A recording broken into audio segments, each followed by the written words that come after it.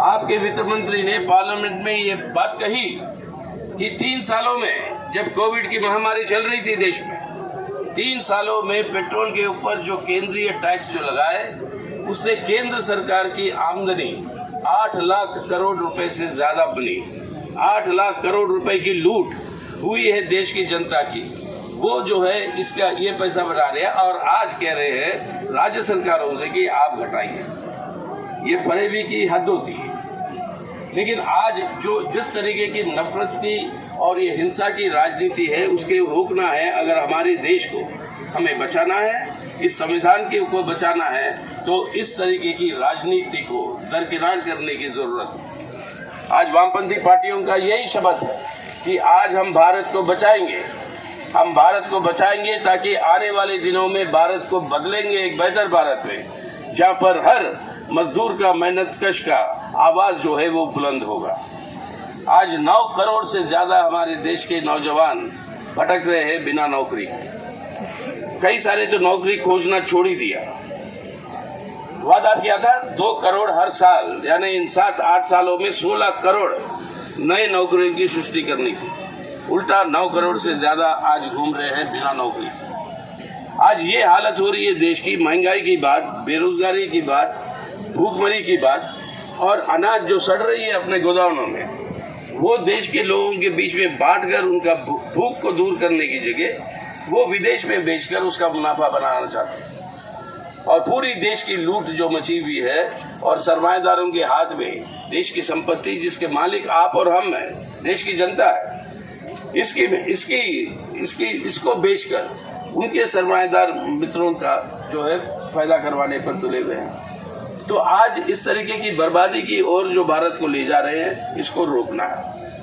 आज अगर देशभक्ति का कोई प्रतीक है, अगर आज देशभक्ति का कोई भी प्रतीक है, तो वो है आज इस संविधान की रक्षा, हमारे देश की रक्षा, ताकि कल को हम लोग सब मिलकर एक बेहतर भारत, जो सबकी बराबरी की अधिकार जिसको मिलना चाहिए, वो उसकी हिफाजत हम करेंगे। संविधान कहता है बिना कोई जात पात लिंग के कोई विविधता नहीं होगी हमारे देश के नागरिकों के बीच में। आज ये विविधता पैदा कर रहे हैं। हर चुनाव के अंदर इस नफरत के आधार पर जीतना की जो साजिश जो रचाई इन्होंने, ये बुलडोजर की राजनीति, उसकी पहली नजर जो है आगे उत्तर प्रदेश के चुनाव में, वहाँ के मुख्यमंत्री जो बुलडोजर को लेकर वो जो है आम सभाओं को संबोधन करने का चाहते हैं, और वहीं से इस हिंसा और नफरत की राजनीति को इस हद तक पहुंचाया गया।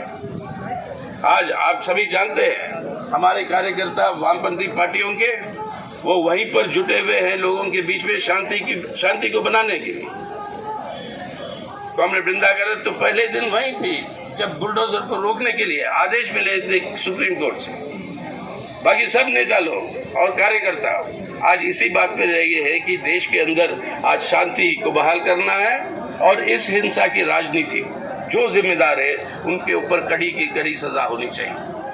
हम यही उम्मीद करते हैं सुप्रीम कोर्ट से कि न्याय दिलाए संविधान के चलते हुए, संविधान के अंदर जो गारंटी है उसको बुलंद रखते हुए ये न्याय दिलाने की जरूरत है। तो ये आंदोलन हमारी वामपंथी पार्टियों की तरफ से ये अभी शुरुआत है। ये पूरे देश भर में हम इस तरीके की राजनीति के खिलाफ और देश की जनता के हित के लिए जो जरूरत है उन चीजों के बारे में जन संघर्षों को और मजबूत कर इस सरकार के सामने ये चुनौती रखेंगे। या ये रवैया बदलो, संविधान के ऊपर जो शपथ खाए हो उसकी रक्षा करो, या इस हिंसा की राजनीति और नफरत की राजनीति के आधार पर चलोगे तो ये देश की जनता स्वीकार नहीं करेगी। अगर सरकार नहीं मानेगी तो इस सरकार को हटाना पड़ेगा हम सबको मिलकर, तभी जो है हमारे देश को हम जो है बचा पाएंगे।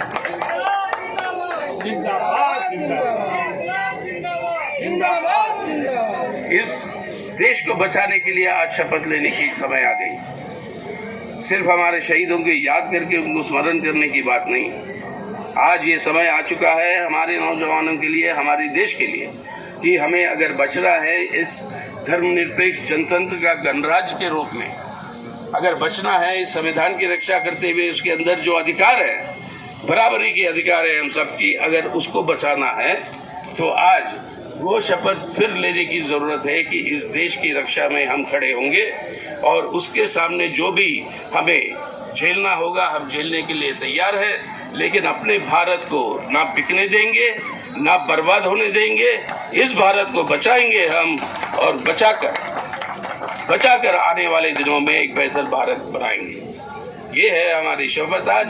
ये शपथ हम सब लोग लेते हैं कि देश भर में हमारे आंदोलनों को तेज करते हुए हम इसको हासिल करेंगे, इस देश को बर्बाद होने नहीं देंगे। ज़रूरत पड़ी तो इस सरकार को हटाएंगे, लेकिन देश को बचाएंगे। ये हमारी शपथ है आज के दिन। आप सब लोगों से यही हमारी अपील होगी कि आइए, आज देशभक्ति का देश आपसे मांग रहा है। देशभक्ति की मांग जो है आज इस देश से उठ रही है कि बचाइए इस भारत को। आज इस भारत को बचाइए, इंसान को बचाइए, इंसानियत को बचाइए। आस्था अपनी जगह पे, इंसानियत अपनी जगह पे, और इंसानियत को बचाइए और इसके चलते हुए संवैधानिक व्यवस्था को बरकरार रखिए। आने वाले दिनों में हमारे संघर्षों के आधार पर एक बेहतर भारत का निर्माण हम करेंगे।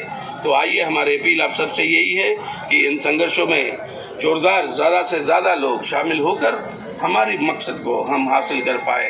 आज भारत को बचाना है, कल को भारत को बदलना है। एक बेहतर भारत जहाँ पर मेहनत कर जनता की अपनी राज होगी, अपनी आवाज़ बुलंद होगी। संदेश है कि इन तत्वों का पूरा संरक्षण ये सरकार कर रही है। अगर ये सरकार संविधान को बचा नहीं पाएगी तो ये सरकार को सरकार में रहने की अधिकार नहीं है। सर, प्रधानमंत्री चुप है, लेकिन उनके तमाम जो नेता हैं वो लगातार बयानबाजी करते रहते हैं जिससे सामाजिक उन्माद को फैलाया जाता है। वही अब प्रधानमंत्री का चुप होने का मतलब क्या है? मन की बात कह देते हैं। राज्यों को ये कह रहे हैं कि भाई आप पेट्रोल के ऊपर टैक्स घटाओ, जबकि वो खुद लूट बैठे हैं 3 सालों में। इस महामारी के समय 3 सालों में 8 लाख करोड़ रुपए से ज़्यादा उन्होंने जुटाया केंद्रीय टैक्सों से। वो नहीं घटाएंगे, हाँ, और आरोप डालेंगे गैर भाजपा के राज्य सरकारों के ऊपर। ये है जिम्मेदार आज देश को बेच रहे हैं, नौजवानों को बर्बाद कर रहे हैं, देश की एकता अखंडता को ख़त्म करने की कोशिश, और ये माइनॉरिटीज़ के ऊपर जो हमला जो हो रहा है ये साजिश है सबसे गंदी वोट बैंक पॉलिटिक्स की। सांप्रदायिक ध्रुवीकरण के आधार पर वो वोट बैंक को अपना मजबूत करना चाहते हैं, नफरत के आधार पर। सर, रोहिंग्या और बांग्लादेशी बताया जा रहा है जिनके घर तोड़े जा रहे हैं, उनको कहकर तोड़ा जा रहा है कि पत्थरों में बदल देंगे। पहले हिंसा को रोको ना। सरकार आपके हाथ में है, पुलिस आपके हाथ में है, संविधान पे शपथ लिए हो आप। आपकी जो जिम्मेदारी है वो करो। आप आरोप प्रत्यारोप लगाने से मतलब नहीं है। आप अपनी जिम्मेदारी से वंचित क्यों हो रहे हो? अगर जिम्मेदारी निभाना नहीं चाहते हो तो छोड़ो फिर। लेकिन सर, एक मजबूत विपक्ष की कमी भी तो साफ झलक रही है।